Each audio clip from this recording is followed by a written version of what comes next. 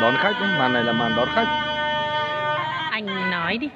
Không. Em chả biết gì nên chỉ cầm.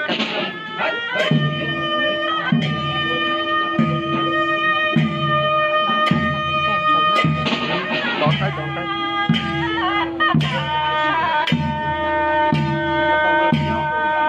Thì đây các bạn, màn mời rượu đến người, mỗi người phải uống 3 chén rượu đầy, chén to như này. Em chuẩn bị cho Trần đi. Hại không? Em muốn lên đỉnh được là em phải uống rượu. Ai cứ thích sợ hả? Đấy, thấy chưa? Tưởng nói đùa, thật à?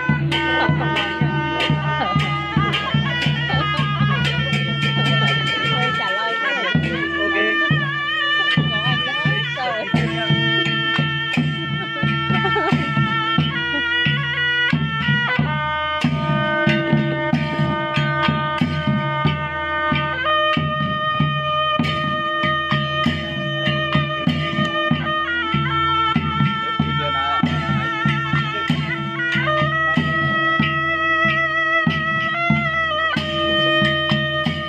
Đầu tháng sau có tục lệ chào đón khách tại những nhạc cụ kèn trống để thay lời chào đón, thường diễn ra ở các lễ hội đông người trong đám cưới của người Dao.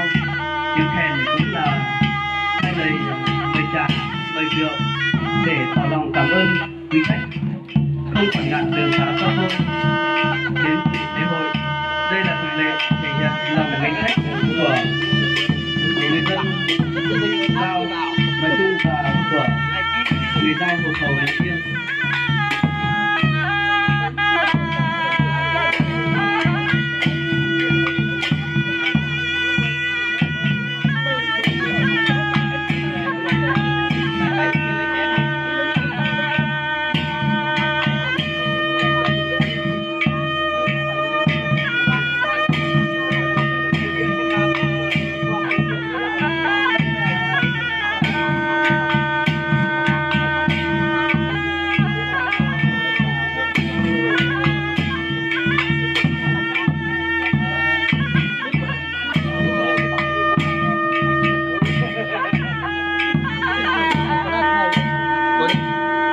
Cơ bản là phải cùng hết.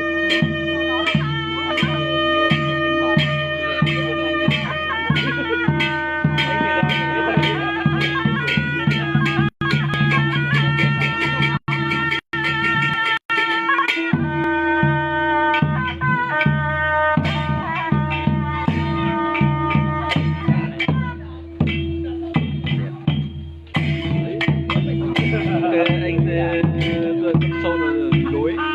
Con sâu này nó bị con sâu khác ăn. Con sâu này sợ ủi nha anh em. Nắng như cái rau đáng cải có con ăn thì đâm ra con sâu cũng có con sâu ăn. Đúng không?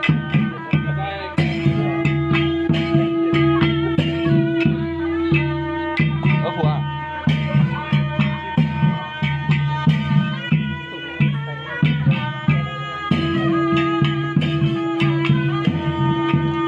Phù à?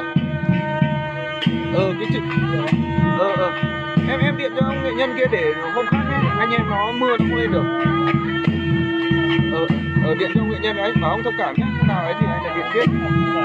Chắc chưa bổ gà đâu đúng không? Điện luôn em có lại quên không? Điện thông cảm.